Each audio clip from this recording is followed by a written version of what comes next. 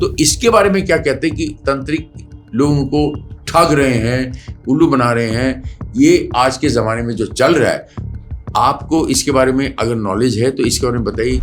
ऐसा तो नहीं है सर कि यदि एक आदमी खराब है तो सारे लोग खराब हैं। आपको परखना होगा कि इस दुनिया में परफेक्ट कौन है और नॉन परफेक्ट कौन है।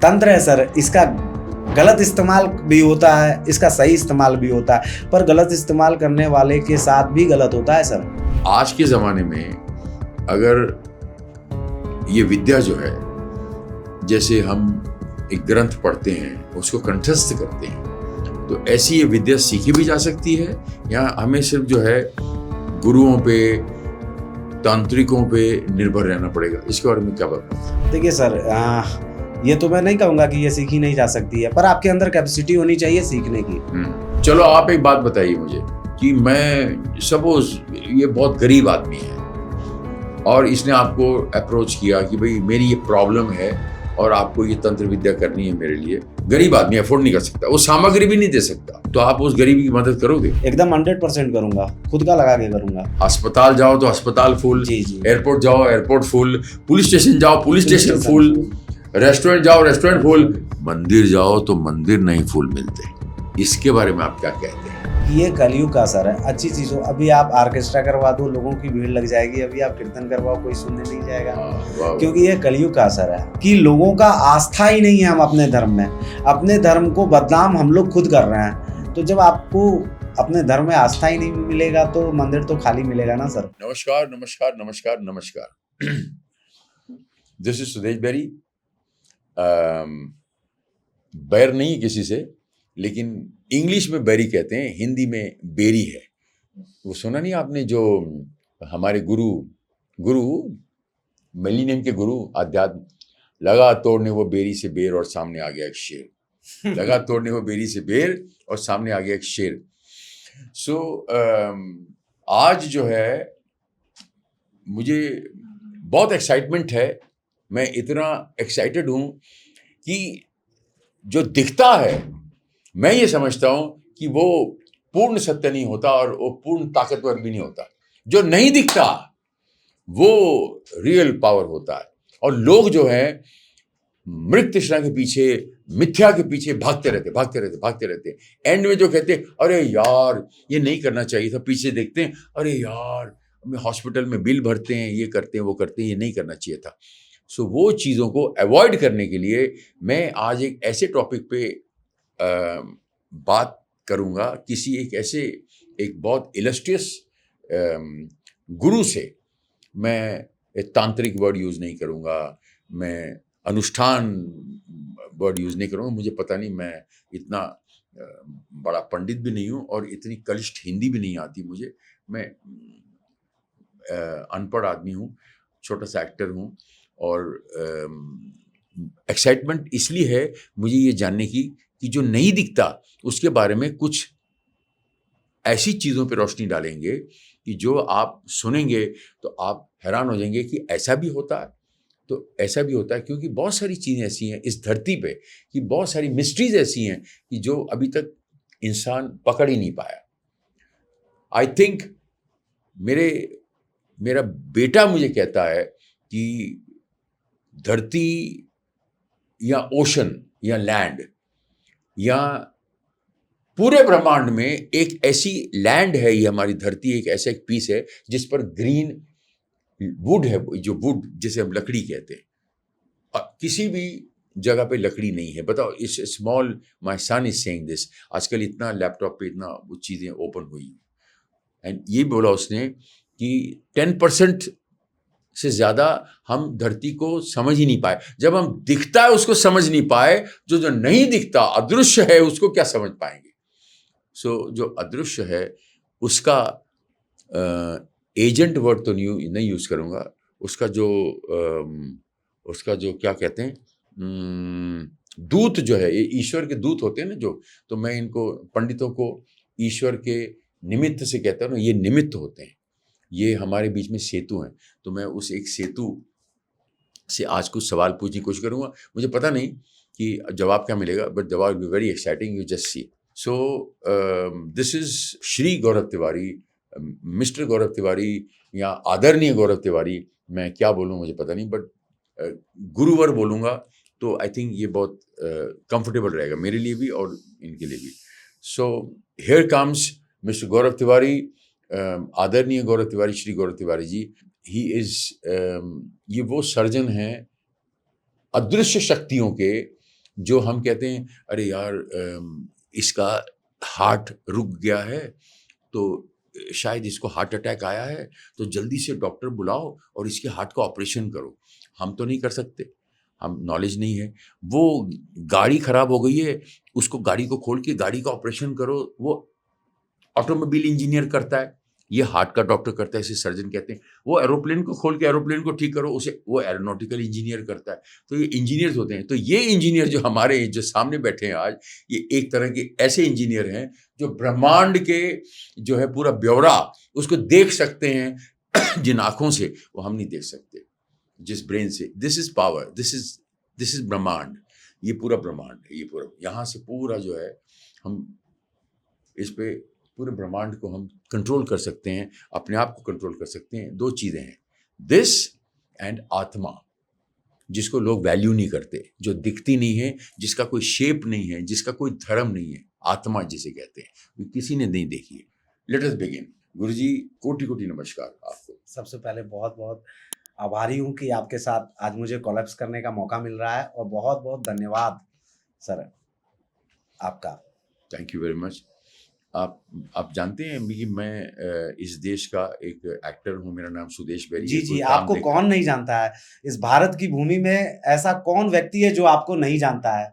90 के दशक के सबसे बेहतरीन एक्टर में से एक। और मैं आपको बता दूं सर कि मैं खुद आपका बहुत बड़ा फैन हूँ। आपकी प्राय मूवी देखता हूँ, देखा भी हूँ और देखता भी हूँ। और सबसे इम्पोर्टेंट बात कि ये जो आपका एग्रेशन वाला रोल होता है ना, ये सबसे लाजवाब है। शब्द नहीं है हमारे पास कि मैं आपको आपके बारे में कुछ कह सकूं। I object your honour. बाकी सारी बातें ठीक कही गुरुजी ने, लेकिन एक वो 90 के दशक के अच्छे एक्टर क्यों कहा? मैं आज के दशक का भी अच्छा एक्टर हूँ, आज के दशक और हमेशा रहूंगा। माफ कीजिएगा, आज के दशक के तो आप हो सर, पर क्या है कि जब मैं छोटा था तो मूवी आपकी फिल्म आपने देखी, जो टीवी आपने देखा, जो देखा मैंने, वो तब आई थी। तो तब के जमाने की बात कुछ और है, और कोई परिवर्तन नहीं है आप में। Thank you. आप उस समय जैसे थे आज भी वैसे ही हो सर, और वो एग्रेशन, वो एनर्जी आपको आज भी बॉलीवुड में बहुत कम देखने को मिलेगी। दूसरी बात, लोगों से इतना अपनापन लगता ही नहीं है कि आप बॉलीवुड से हो। एक साधारण व्यक्ति की तरह जब आप आम लोगों से मिलते हो तो हृदय गौरवान्वित हो जाता है। थैंक यू, बहुत बहुत धन्यवाद, कोटि धन्यवाद। हम सब साधारण ही हैं जी, और हम जो है कोई असाधारण होने की जो है वो एक्टिंग करता है, लेकिन हमें करने की जरूरत नहीं, बिकॉज आपकी वजह से, आप लोगों की वजह से हम बने हैं।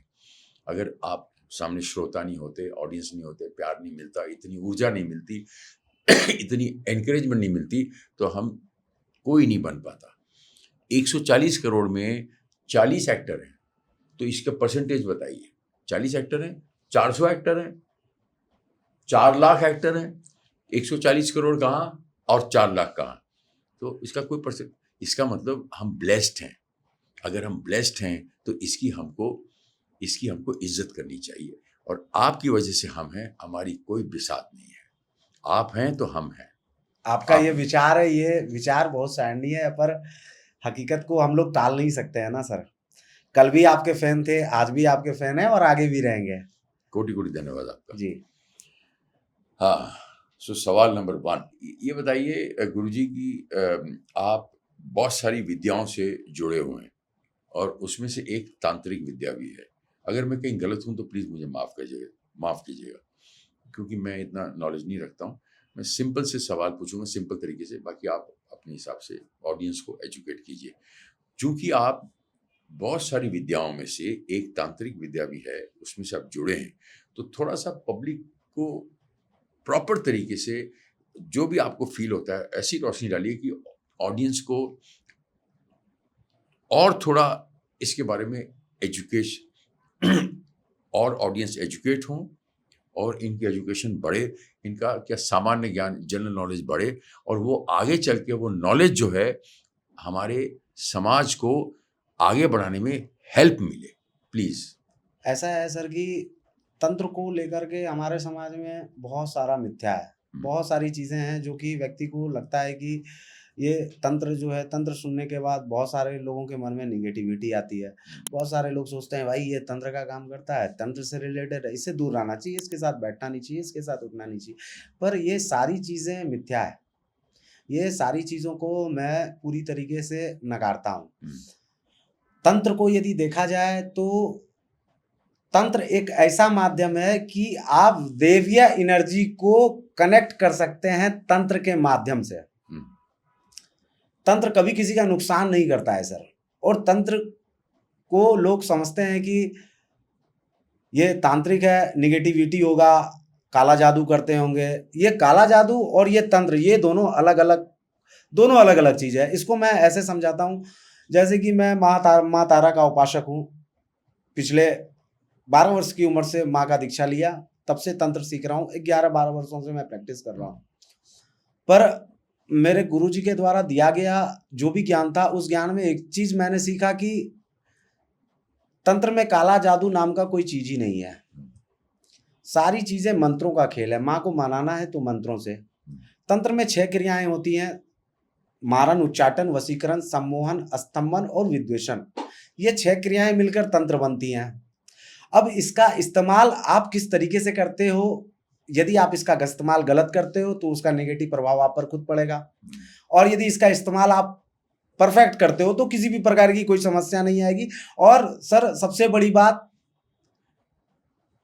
शक्तियों का भंडार है तंत्र। विशेष रूप से यदि देखा जाए तो शक्तियों का भंडार है तंत्र। ना ही कोई ये मिथ्या है, 100% रियलिटी है। और तंत्र एक ऐसा सेक्टर है जहां से आप कुछ भी हासिल कर सकते हो, कुछ भी। ये नाम और शोहरत पाने के लिए ये तंत्र जो है ये हेल्पफुल है, या ये ऐसी लोगों के जो है सोचने का एक गलत जरिया है, या लोग खाम इसके बारे में ऐसा सोचते हैं? नहीं सर, ऐसा नहीं है। भरमाने की चीज नहीं है ये। नाम, शौहरत, दौलत, इज्जत सब कुछ पाने में जो है तंत्र का बहुत बड़ा योगदान। आप भारत अपने देश को उल्टाओ, आप बॉलीवुड से जुड़े हुए हो। 99% एक्टर जो हैं बॉलीवुड के, जितने भी स्टार हैं, 90% स्टार से ज़्यादा वो जो है तंत्र का इस्तेमाल करते हैं सर अपनी चीज़ों को आगे बढ़ाने के लिए। और दौलत, शौहरत, इज्जत, तंत्र यदि चाहे तो कुछ भी दिला सकता है आपको। कुछ भी उसमें इम्पॉसिबल नहीं है। आप अपने बॉलीवुड को उल्टा कर देखो सर, 90% लोग तो तंत्र का इस्तेमाल कर रहे हैं। 90% लोग, कुछ लोग सामने से कर रहे हैं, बाकी लोग छुपी छुपे के कर रहे हैं। कुछ चीजें सामने आ रही हैं, बहुत लोगों की सामने नहीं आ रही है। पर तंत्र जो है सर, वो नाम, शौहरत, दौलत, इज्जत सब कुछ दे सकता है।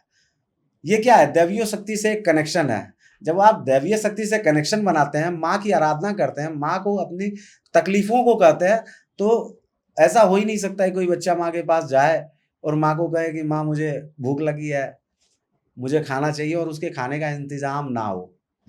तो ना ही कोई ये मिथ्या है। आप दुनिया का हर कुछ पा सकते हैं। आप बड़े बड़े लोगों को आप उल्टा कर देखो। आप भी देखो, एक वीडियो वायरल हुआ था अनंत अंबानी का, तंत्र पूजा वो भी करते हैं।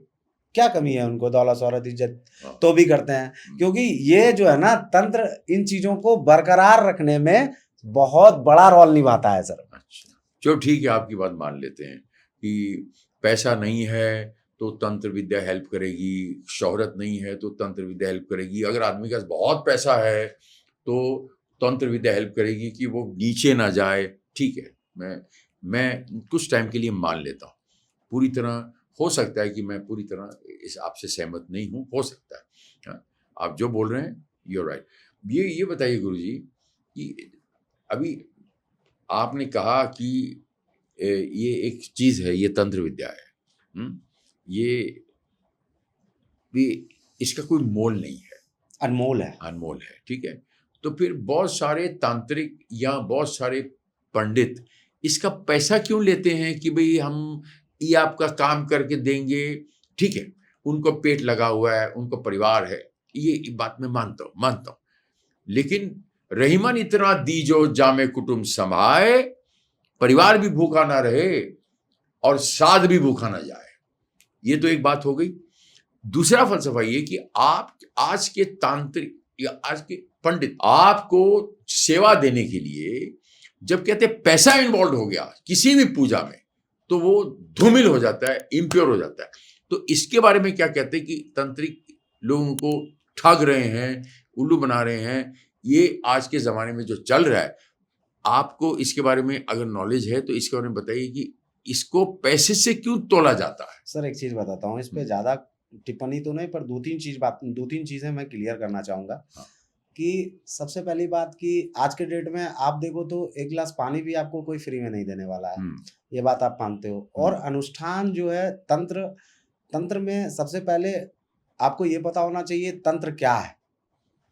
तंत्र का अनुष्ठान, मैं आपको खुद का एग्जाम्पल देता हूँ। मैं माँ तारा की साधना करता हूँ, माँ की सेवा कर रहा हूँ पिछले 20 वर्षों से गुरु के सानिध्य में। करीबन 15 से 17 लाख रुपया से ऊपर मैंने अभी तक सिर्फ अनुष्ठान में खर्च कर दिया। साहब एक घी भी लेने जाओ 250 ग्राम शुद्ध गाय का, वो भी आपको कोई फ्री में नहीं देगा, पहला चीज। तो सर बिना पैसे से तो एक फूल भी नहीं आने वाला है। तो पैसा तो इम्पोर्टेंट है सर, क्योंकि यदि पैसा होगा तभी आप पूजा की सामग्री भी खरीद सकते हो, सारी चीज़ों की व्यवस्था कर सकते हो। तो अर्थ तो जरूरी है। दूसरी बात, आपने एक बहुत बढ़िया क्वेश्चन पूछा कि यहाँ लोगों को बेवकूफ़ बना रहे हैं, तांत्रिक लोगों को बेवकूफ़ बना रहे हैं। अब मैं आपको इसमें, सर कोई किसी को बेवकूफ़ नहीं बना सकता है, लोग बेवकूफ़ खूब बनते हैं, खुद बनते हैं। क्योंकि इसका मैं आपको जवाब बहुत सिंपल तरीके में देना चाहूँगा। आप देखो सर, तंत्र गुप्त क्रियाएं होती है। तंत्र की जो क्रिया है वो गुप्त है। कभी भी तंत्र की क्रिया को सामने में ओपन नहीं बोला जाता है, ना ही बताया जाता है, क्योंकि क्रियाएं हमेशा गुप्त रहती हैं। अब देखो जो तांत्रिक क्रियाओं को ओपन कर रहे हैं, साधना ओपन सिखा रहे हैं, तो ये गुप्त चीजों को तो ये खत्म कर दिए। तो अब ये गुप्त चीजों को खत्म कर दिए क्यों?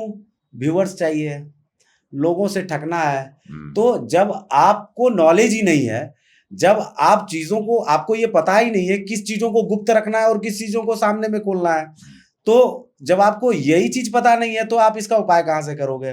तो सर जो लोग तंत्र पर खुल के बोलते हैं, सारा तंत्र का जो पद्धति है उस सारे पद्धति को खुल के समझाते हैं, तो लोगों को पता होना चाहिए गुप्त चीजें कभी किसी को बतानी नहीं चाहिए। जो बता रहे हैं फ्रॉड है, उनसे दूर रहें। ऐसा तो नहीं है सर कि यदि एक आदमी खराब है तो सारे लोग खराब हैं। आपको परखना होगा कि इस दुनिया में परफेक्ट कौन है और नॉन परफेक्ट कौन है। तंत्र है सर, इसका गलत इस्तेमाल भी होता है, इसका सही इस्तेमाल भी होता है, पर गलत इस्तेमाल करने वाले के साथ भी गलत होता है सर। तो तंत्र बहुत अच्छी चीज है, दैविक एनर्जी से डायरेक्ट कनेक्शन है तंत्र, और उसका सही इस्तेमाल करना ये सबसे बड़ी बात है। तो आप ये बताइए कि चलिए आपने कहा कि ये बहुत प्योर है, सब कुछ ठीक है, तो आज के ज़माने में अगर ये विद्या जो है, जैसे हम एक ग्रंथ पढ़ते हैं उसको कंठस्थ करते हैं, तो ऐसी ये विद्या सीखी भी जा सकती है या हमें सिर्फ जो है गुरुओं पे, तांत्रिकों पे निर्भर रहना पड़ेगा? इसके बारे में क्या बात? देखिए सर, ये तो मैं नहीं कहूँगा कि ये सीखी नहीं जा सकती है, पर आपके अंदर कैपेसिटी होनी चाहिए सीखने की। तंत्र इतना आसान नहीं है जितना आसान लोग समझते हैं। बहुत मेहनत, बहुत पेशेंस चाहिए इसको सीखने के लिए। यदि आपके अंदर काबिलियत है, पेशेंस है, तो आप इसको सीख सकते हैं। आश्रित होने का कोई मतलब ही नहीं बनता है। दूसरी बात, तंत्र सीखने के लिए एक अच्छे गुरु का मार्गदर्शन होना बहुत जरूरी है। यदि वो आपके पास अवेलेबल है तो आप आगे बढ़ सकते हैं, खुद से भी सीख सकते हैं। ये कोई बहुत बड़ा इशू नहीं है सर। मतलब सीखी जा सकती है? हाँ, सीखी जा सकती है। आपके अंदर टैलेंट और पेशेंस होना चाहिए। ओके, चलो आप एक बात बताइए मुझे कि मैं सपोज ये बहुत गरीब आदमी है और इसने आपको अप्रोच किया कि भाई मेरी ये प्रॉब्लम है और आपको ये तंत्र विद्या करनी है मेरे लिए। गरीब आदमी अफोर्ड नहीं कर सकता, वो सामग्री भी नहीं दे सकता, आप नहीं दे सकता सामग्री, तो मैं खुद से लगा के दूंगा सर। तो आप उस गरीब की मदद करोगे? एकदम 100% करूंगा, खुद का लगा के करूंगा। समस्या का समाधान होना चाहिए। जब हमारा वर्क वही है, वर्क ही है ये, तो मैं एकदम 100% को गरीब और अमीर देख के समस्या का समाधान थोड़ी होता है सर। यदि वो अफोर्डेबल नहीं है, नहीं पे कर सकता है, उसकी स्थिति अच्छी नहीं है, तो मैं उसको मदद करूंगा। ओके। उसकी स्थिति को और अच्छा बनाने में। तो फिर आप बताइए कि चलिए कोई आपको अपनी ज़िंदगी में कोई गरीब क्लाइंट मिला या कोई 2-3 क्लाइंट ऐसे बताइए, कोई ऐसा किस्सा बताइए कि जो या तो अमीर क्लाइंट था या गरीब था या अजीब-सा क्लाइंट था या अजीब-सा कोई केस आया। कोई अगर आपको ऐसी चीज़ याद आती है, तो वो हमारे साथ आप शेयर कर सकते हैं? बहुत सारे केस, बहुत सारे किस्से हैं ऐसे, पर मैं आपसे 1-2 किस्सा शेयर करना चाहूँगा। हुँ।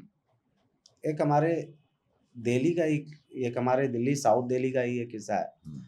एक मकान है, उस मकान के ऊपर प्रतिदिन रात में 1000-2000 नींबू गिरता था, रात ओहो! में। और ओहो! छत पे गिरने के बाद जैसे वो गिरता था, घर में परेशानी, वाइफ को फिट आना, बेहोश हो जाना शुरू हो जाता है। ये करीबन 6 महीने से चल रहा था। अरे! 4 लोग उस घर में एक्सपायर कर चुके थे।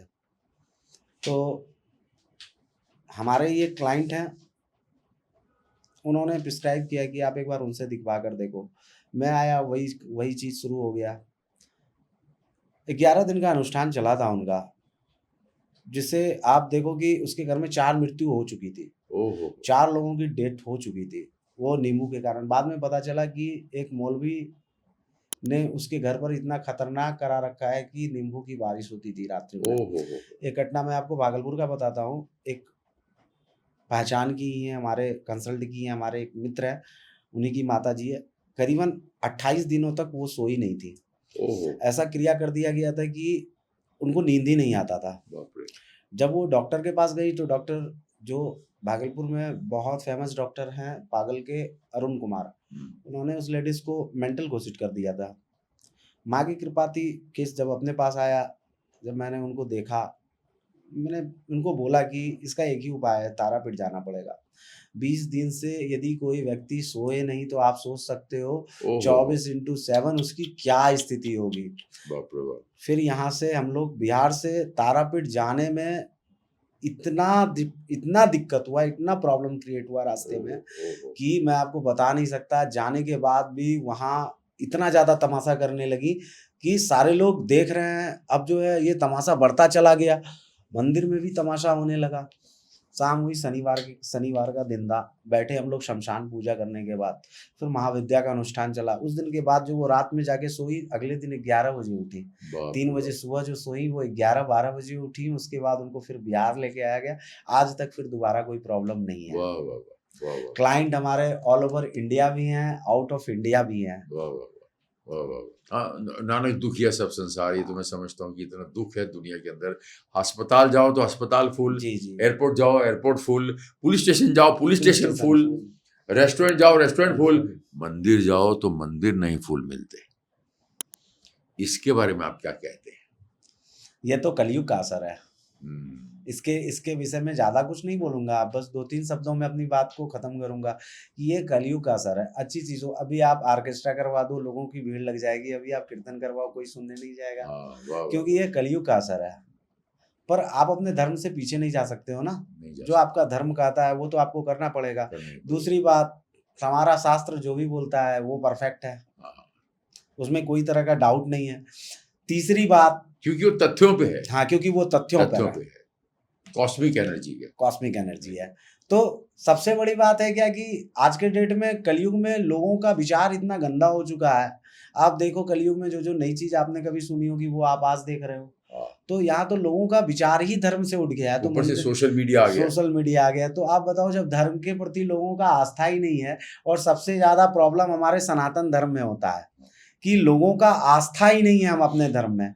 अपने धर्म को बदनाम हम लोग खुद कर रहे हैं। तो जब आपको अपने धर्म में आस्था ही नहीं मिलेगा, तो मंदिर तो खाली मिलेगा ना सर। नहीं, बट मैं ये समझता हूँ कि अभी थोड़ी-सी जागरूकता आई है। जी। अभी हाल-फिलहाल ना, जब से मेरे ख़्याल से ये 2014 से थोड़ी-सी जो है देश के अंदर ना जी। थोड़ी-सी रिस्पेक्ट अपनी चीज़, वो मैं इसलिए कह रहा हूँ कि पहले मैं इंडिया के बाहर जाता था, तो हमारी नाम सुन के इंडियन और पासपोर्ट, ये दोनों की वैल्यू नहीं थी। अभी इंडियन की भी वैल्यू है और पासपोर्ट की भी वैल्यू है, और ऊपर से इंडिया की भी वैल्यू है, क्योंकि इंडिया की तो मोदी जी ने वैल्यू बना ही दी।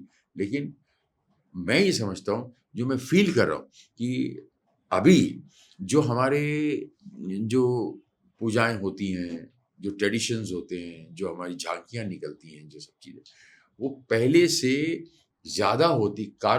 उसका कारण ये है, हमारे महाराष्ट्र में, मैं यहाँ पैदा हुआ हूँ बॉम्बे में, महाराष्ट्र में गणपति भगवान की, गणेश जी की जो झांकियाँ निकलती थी, गणपति गणेश चतुर्थी जो मनाते हैं, वो पहले अगर इतनी थी, वो क्यों थी, उसका रीज़न क्या था उस ज़माने में, वो मैं अच्छी तरह नहीं जानता, बट मैंने सुना हुआ है कि जो है बाल गंधर्व जी ने इसको शुरू किया था किसी कारण से, कि चलो हमारे ट्रेडिशंस भी जो है, वो जो लोग बचपन से, माँ बाप सबको पूरी तरह सिखा नहीं सकते, क्योंकि माँ बाप मिडिल क्लास हैं, वो बच्चों को पालने में, उनके स्कूल में, उनकी चोटी बनाने में, उनको खाना खिलाने में, उनके कपड़े सीने में, वो घर के अंदर प्रॉब्लम्स में बिजी रहते हैं, उसमें उम्र निकल जाती है, तो बच्चों को पूरी तरह धर्म के बारे में सीख नहीं मिलती। तो जो बाल गंगाधर तिलक थे, उन्होंने इसीलिए प्रथा शुरू की थी कि जो ट्रेडिशंस हैं, इसके माध्यम से लोगों को इंटरेस्ट क्रिएट हो। कैसे? अगर मैं आपको श्रीखंड में जहर डाल के दे दूं, या कोई ऐसी चीज, दवाई डाल के, जहर तो रॉन्ग बॉडी यूज किया, दवाई डाल के दे दूं जो आपको ठीक करती है श्रीखंड में, तो आप उसको श्रीखंड समझ के खाओगे।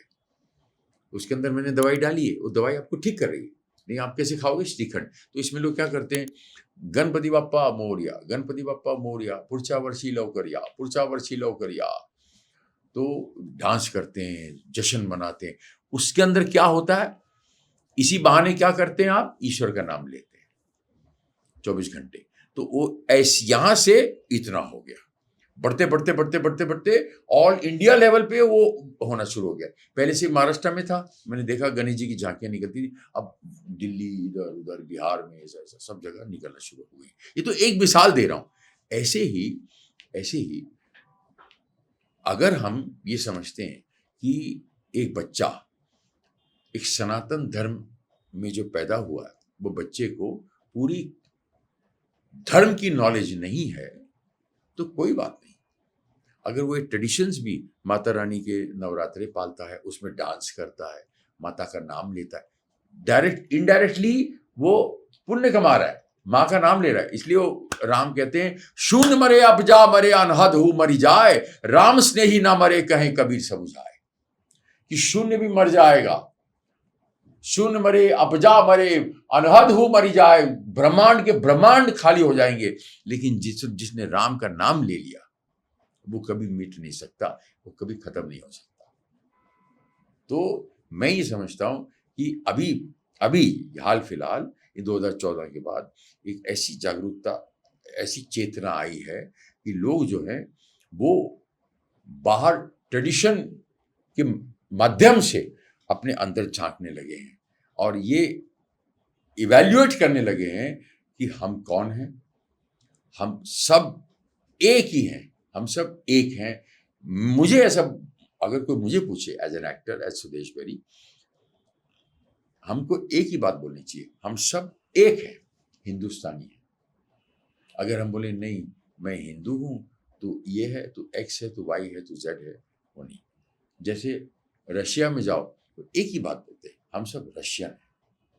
अब फ्रांस में जाओ, एक ही बात बोलते हैं, हम सब फ्रेंच हैं। तो यहाँ पर एक ही बात बोलनी चाहिए, हम सब हिंदुस्तानी हैं। अगर हम बोलेंगे मैं हिंदू हूँ, तू शिया है, तू सुन्नी है, तू ये है, तू ऐसा है, तू प्रोटेस्टेंट है, तू बिलीवर है, तो ऐसा, तो उसमें क्या है, ऐसे परतें निकलते जाती, छिलके निकलते जाते हैं। वो नहीं होना चाहिए, मैं ये समझता हूँ। मुझे कोई पूछता है, ओ सुदेश जी आप कहाँ के हो, पीछे से कहाँ से हो? मैंने बोला पीछे से। अच्छा पीछे से कहाँ से हो? हर बार ये सवाल पूछते हैं। मैंने पीछे से मैं बॉम्बे का ही हूँ, मुंबई। आगे से कहाँ से हो? मैंने आगे से भी मुंबई। मैंने कहा हर तरफ से हिंदुस्तान से ही हूँ। वो ये जानना चाहते हैं कि भाई आप बिहारी हो कि ये हो कि वो हो, कि तेलुगु हो कि तमिल हो कि पंजाबी हो कि सब हिंदुस्तानी।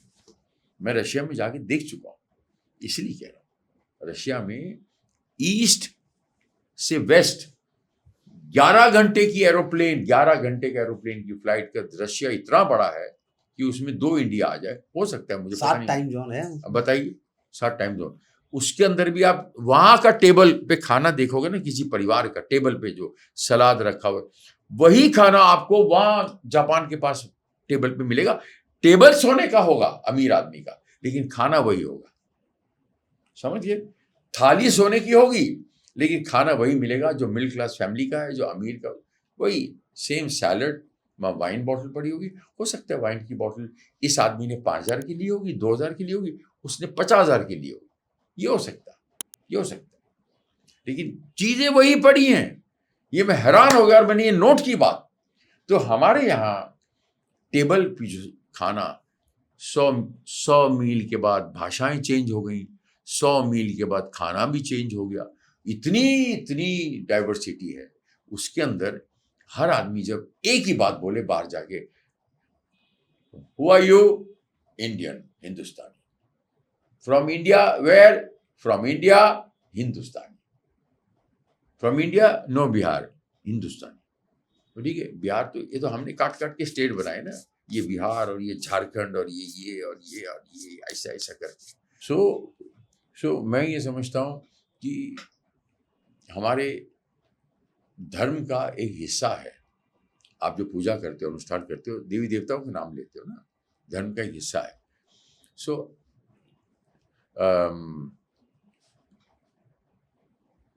गुरु जी की सारी बातें सुनने के बाद मैं ये समझता हूँ दोस्तों कि हमारे पंजाबी में कहते हैं, दाल दाल किसी वास्ते स्वादी तो किसी वास्ते भाती। वो किसी को हजम हो जाती है और किसी को अपचन हो जाता है।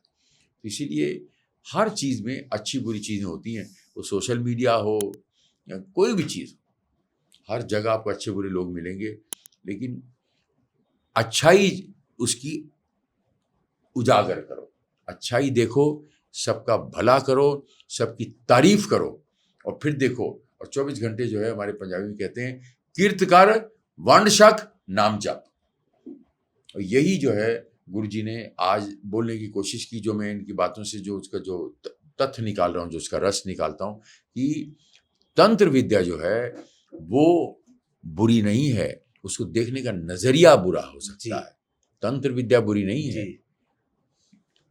आप समझ रहे हैं। इंसान, इन्होंने कहा इंसान बुरा नहीं होता, थोड़ा वक्त ऊपर नीचे होता है कि वक्त तुम्हारा खराब है, इसलिए लोग कहते हैं इंसान बुरा है। इंसान वही होता है। तो इसलिए तंत्र विद्या इज वेरी गुड, बशर्ते उसे हेल्दी तरीके से उसको यूज किया जाए और दूसरों की भलाई के लिए यूज किया जाए। सो विद दैट मैं यहाँ पर जो है इसका समापन करूँगा और आप सबसे विदा लेता हूँ ये बोल के कि गुरुओं का आशीर्वाद दीजिए और 24 घंटा पॉजिटिव रहिए और पॉजिटिव एनर्जी, ऊर्जा अपने आसपास ऑरा क्रिएट कीजिए, और आप लोगों की सबकी तरक्की हो, ये मेरी आप सब लोगों के लिए प्रार्थना है। और मेरे लिए भी प्लीज़ थोड़ा सा प्रे कीजिए, ठीक है। Thank you very much, God bless you. Bharat माता की जय, वंदे मातरम, जय हिंद।